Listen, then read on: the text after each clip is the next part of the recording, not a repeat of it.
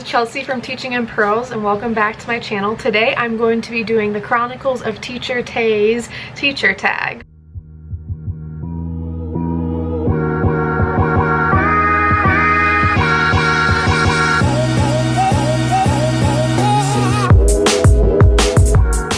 So when Taylor asked me to participate, I was totally down because I am obsessed with him and he is the best. And we are bonded as music educators on the Teachergram. But seriously, I'm excited. I have not prepared my answers for these questions, so you're gonna get my straight answer. I also have a digital meeting in 30 minutes. So we're gonna just boom, boom, boom, do this tag. Just my genuine answers with no real editing or refilming. So the first thing is 5 things I love about being an educator. The relationships that you build with your students. That's like first and foremost, relationships are the best part about the job. Number 2, which kind of relates to relationships, but getting to see the students grow as a specialist. And even when I was an electives teacher at the middle school level, you have the kids for more than 1 year at least. And in my position now, I have them for 7 years. Getting to see them grow is just such a special experience to be a part of that. Number 3 would be the aha moments, like when students get a really difficult concept and they're like, oh my gosh, I get it now. Like that, super, super gratifying for me. 4 would be, I love the teacher schedule. Like I like having summers off. I like my breaks. Yes, I'm super overloaded during the school year, but I've always been on a school year schedule my whole life since I was 5 or 4, 5, can't remember. I think it was 4. Yeah, I was 4 when I started kindergarten. No, it was 5. Got it, I was 5. Anyways, I've been on this school year schedule since I was 5. I'm so used to it and I really enjoy it. I like having the time in the summer to travel or to just work on other hobbies, my fitness business, whatever. And I just would not like a job that I had to work all year, even though the hours I'm working during the school year are more than a traditional job, another type of traditional job is. It's still worth it for those breaks. I guess 5 would just be just the general knowing that every time I leave my job, I've done something that is adding value in some sort. Even if it was just saying hello to a kid or talking to a kid who's had a bad day, or actually like a kid getting a concept or learning a new piece of music, I've somehow added value.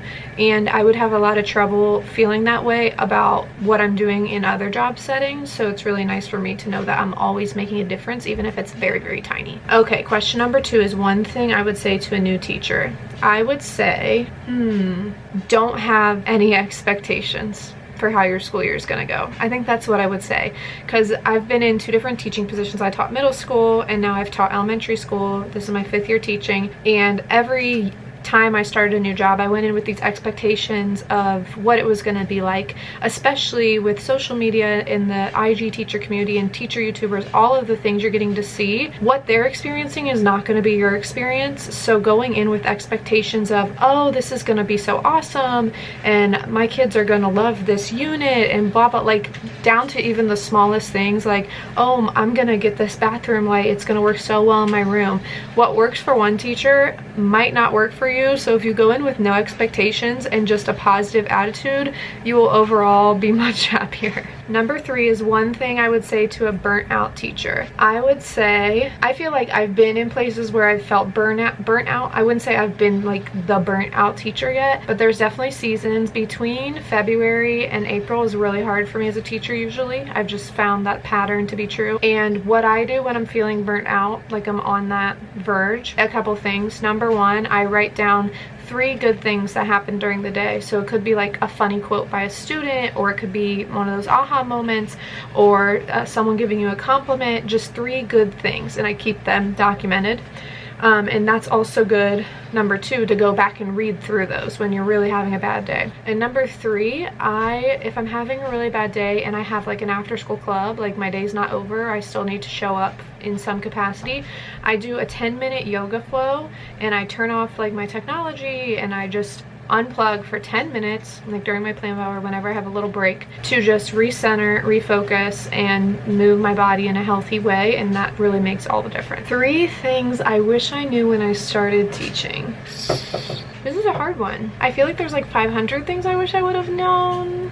first, a rookie mistake I made was buying everything that I wanted for my classroom, and most positions I've been in actually have a budget, so I didn't really have to spend all of my personal money. So one thing I wish I would have known is to look into what my budget was going to be, if I have one or not, because I would have saved a lot of money. Number two, another saving money thing. Last year, for the first time in 5 years, I made an Amazon classroom wish list, and actually I made a video about how to do one, so I'll put it in the description box. But asking my community and my family and friends for help in providing for my classroom was the first time I'd ever done it in 5 years, and I had an outpouring of love and support, and it was amazing. And I didn't have to buy almost anything for my classroom this year because people wanted to help me. Number three, in that same sense, just asking for help is so important, and I feel like we know that, but I think what I would want a new teacher to know is no one's judging you and no one wants you to fail. Everyone at your school benefits from you doing a good job, and everyone wants you to do a good job because it just makes the whole operation run smoother. So don't go in with the mindset of, oh, they're judging me for being new. Everyone wants to help you and wants you to be successful. Teaching is not a competitive job. We're all there for the same goal, and we all need to work together to make it work. So I guess I would want a new teacher to know that asking for help, although very humbling, is really necessary and is going to help the whole school in total be better because you were humble enough to ask for help. So those are all the questions that Taylor prepared. I am very flattered that he asked me to participate, but yeah, I just really love education, even in this distance learning phase. I mean, it's weird and it's pretty impossible as a music teacher. I would say my role as a specialist in my building has completely changed from a content curriculum focus to a social emotional learning focus, where I'm getting on all these Google Meets and kind of just checking in with the kids on their health, their mental health, how they're doing, how they're feeling, things like that. And you can hear the laundry, and that's fine because this is real life right now.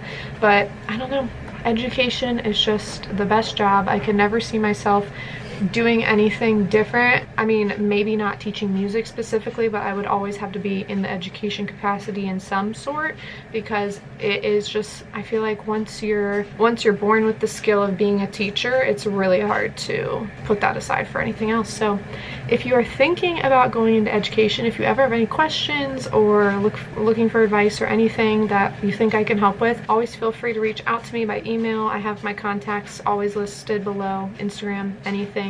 And we are all here for you. So I hope you enjoyed this teacher tag, and I hope you are having a fabulous day wherever you are.